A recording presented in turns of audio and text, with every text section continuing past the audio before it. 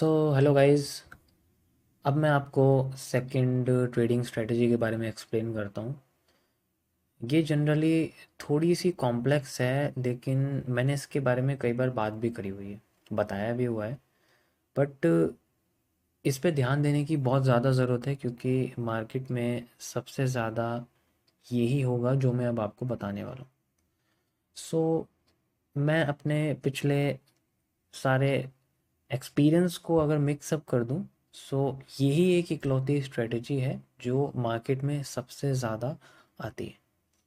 यानी कि हमें नज़र तो आती है, लेकिन हम इसको यूज़ नहीं कर पाते। तो मैं यहाँ आपको स्टेप बाय स्टेप ब्रेकडाउन इसमें करूँगा कि किस तरीके से इसको जनरली हमें यूज़ करना है, और कैसे हमें बेसिक से इसको एडवांस तक लेके जाना है, और टाइम टू टाइम पे इसको चेंज नहीं करना। मैं इस मार्केट में जो कंडीशंस मैं आपको बताऊंगा वो जनरली लाइफ टाइम ऐसे ही रहेंगी, क्योंकि आज से कई साल पहले भी ऐसे ही थी जब से मार्केट चल रही है, और आने वाले टाइम में भी ऐसे ही रहेगी। तो इसमें कोई चेंज नहीं आने वाला। बाकी सारे कॉन्सेप्ट्स में मैं कह सकता हूँ कि बदलाव आते हैं, जैसे मैंने आपको टीएलसी में बताया, उसमें कोई चेंज नहीं आएगा। मार्केट पहले भी ट्रेंड लाइन क्रिएट करती थी, आज भी वो ट्रेंड लाइन क्रिएट करती है, और आगे भी ट्रेंड लाइन क्रिएट करती ही रहेगी।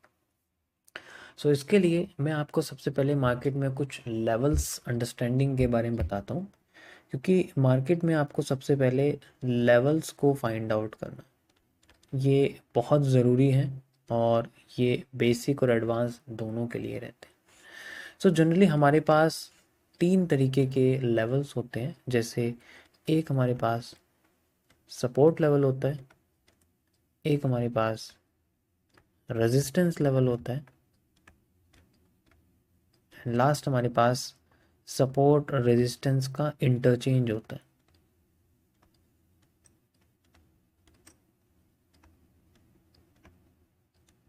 देखो, ये तीनों ही बहुत इम्पॉर्टेंट है, क्योंकि जनरली मार्केट में सबसे ज़्यादा जो यूज़ है वो इन्हीं का होने वाला है।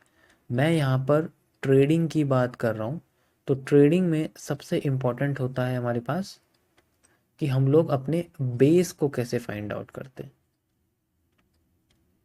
क्योंकि ट्रेडिंग में एक चीज़ ध्यान रखना, यहाँ पर हमें एक बहुत इम्पॉर्टेंट चीज़ याद रखनी है कि बेसिक कॉन्सेप्ट प्लस उसके साथ सालों की कंसिस्टेंसी ही एक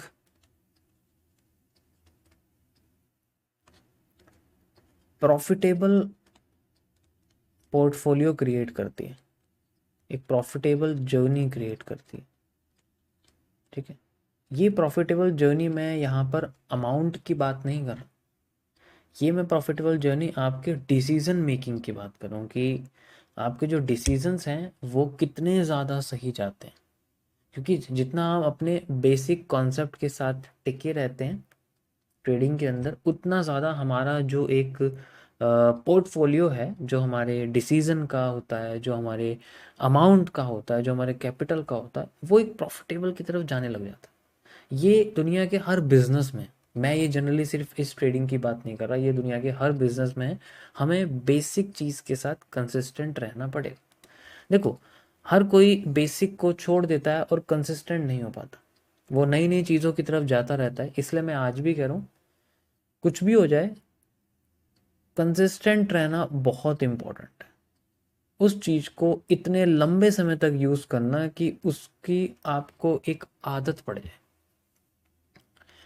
मेरे पास करीब, आप कह सकते हो कि 100 से ज़्यादा कॉन्सेप्ट्स हैं, स्ट्रेटजीज हैं।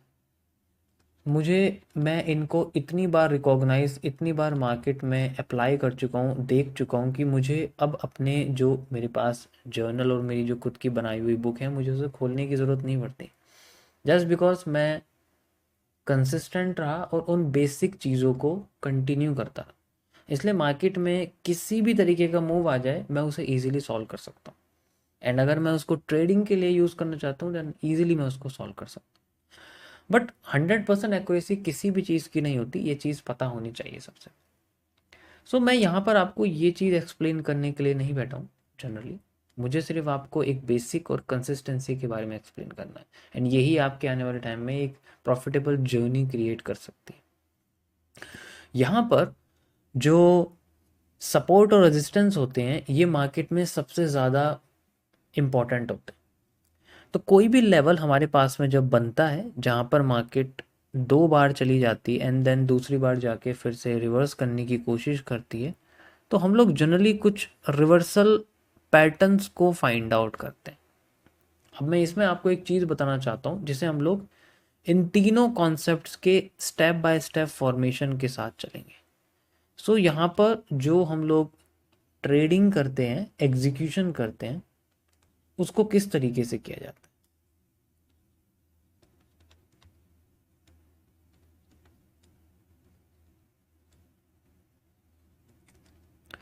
जनरली जो ट्रेडिंग एग्जीक्यूशन है इसमें सबसे पहले हमें हायर टाइम फ्रेम्स पे जाना पड़ता है। सो मैं यहाँ पर आपके स्टेप बाय स्टेप लिखता रहूँगा। स्टेप नंबर 1 है हमें हायर टाइम फ्रेम्स में जाना पड़ता है।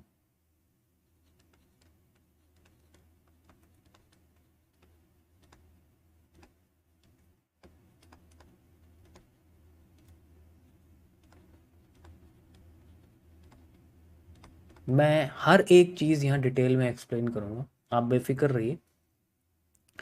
हायर टाइम फ्रेम्स की अगर हम बात करें जनरली, सो इसके अंदर कई सारे एसेट्स आते हैं। हर एसेट्स का जो टाइम फ्रेम होता है वो अलग होता है। मैं हर एक एसेट की यहाँ बात करूँगा।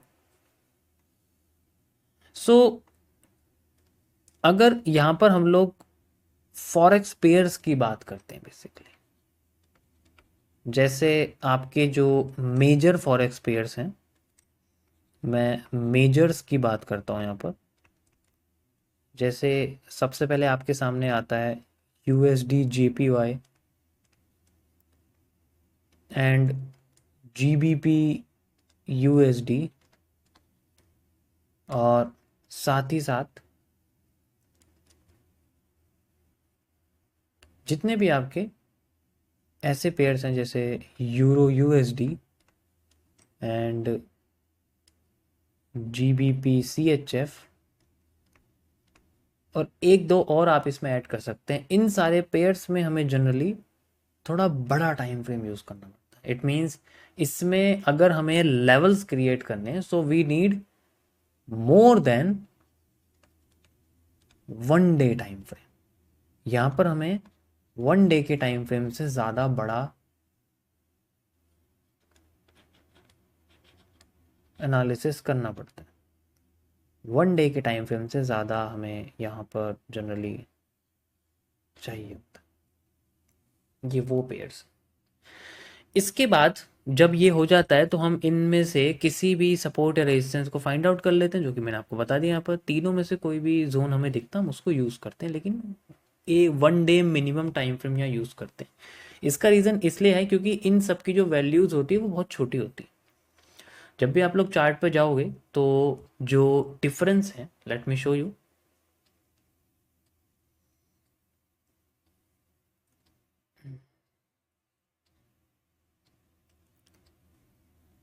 जस्ट लाइक मैं यहाँ पर आपके सामने जीबीपी यूएसडी पर जाता हूँ एंड ये हमारे पास एक टाइम फ्रेम है एंड यू कैन सी अगर मैं 1 डे का टाइम फ्रेम यहाँ यूज़ करता हूँ सो आप इसमें देख सकते हो हमारे पास सिर्फ मार्केट में ज़्यादा बड़ा कुछ डिफरेंस नहीं है। साइड में आप देखोगे तो कुछ 1000 पॉइंट्स का ही, मतलब 100 पिप्स का ही यहाँ पर प्राइस डिफरेंस है, ये इतना बड़ा नहीं है। तो इसीलिए हम लोग क्या करते हैं, ऐसे पेयर्स में लार्जर टाइम फ्रेम का यूज़ करते हैं मेजर लेवल्स को बनाने के लिए, बहुत बड़े बड़े लेवल्स को बनाने के लिए बेसिकली हम इसको यूज़ करते हैं जनरली। जैसे मैं आपको एक रेजिस्टेंस ड्रॉ करके दिखाता हूँ। यहाँ पर आप देखोगे तो हमारे सामने ये एक रेजिस्टेंस है। ओके, हमारे सामने आप देखोगे तो ये एक जनरली रेजिस्टेंस है। ओके, ये अभी लाइव आपके सामने रेजिस्टेंस बन रहा है, आप देख सकते हो। This is the resistance. और रेजिस्टेंस पे आते हैं हमें, फिर बाद में मैं आगे आपको बता दूँ क्या करना पड़ता है। इसी तरीके से जैसे आपके पास यूएसडी जेपीवाई है, तो ये जितने भी मेजर पेयर्स हैं इन सब में हमें लार्जर टाइम फ्रेम्स का बेसिकली यूज़ करना पड़ता है। यू कैन सी मैंने यहाँ पर अभी करंट में भी मेरा एनालिसिस यहाँ चल रहा है एंड यहाँ पर आप देखोगे तो वन डे के टाइम फ्रेम पर ही मैंने यहाँ पर 1000 पॉइंट्स का डिफरेंस है, ज़्यादा फर्क नहीं है, वही आपको सेम दिखेगा, ज़्यादा कुछ फर्क नहीं दिखेगा। और यहाँ पर मैंने एक सपोर्ट बनाया हुआ है, मार्केट इस साल आप देखोगे सपोर्ट पे आ गई, एंड देन मुझे डिमांड भी यहाँ मिली हुई है जनरली। ओके, सो ये देखो बहुत लंबा सपोर्ट बना हुआ है, पिछले 1 साल से सपोर्ट ये है, तो जनरली तीसरी बार मार्केट ने यहाँ पर सपोर्ट बनाया। एंड छोटे छोटे भी हम इसमें सपोर्ट्स लेते हैं, लाइक ऐसे वाले सपोर्ट लेते हैं, लाइक ऐसे वाले हम लोग सपोर्ट ले लेते हैं, इस तरीके से छोटे छोटे हम लोग सपोर्ट्स इसमें जनरली लेते हैं, लाइक इस तरीके से लेते हैं, इस तरीके से लेते हैं। तो ये सारे जनरली हमारे पास सपोर्ट्स बेसिकली रहते हैं। हमें ज़्यादा बड़े सपोर्ट्स का यूज़ नहीं करना होता, एक बायस हमें फाइंड आउट करना होता है, लेकिन अब हम लोग टाइम फ्रेम थोड़ा बड़ा यूज़ करते हैं, तो जनरली इसके अंदर बायस जो है वो हमारा मंथली बेसिस पर निकलता है।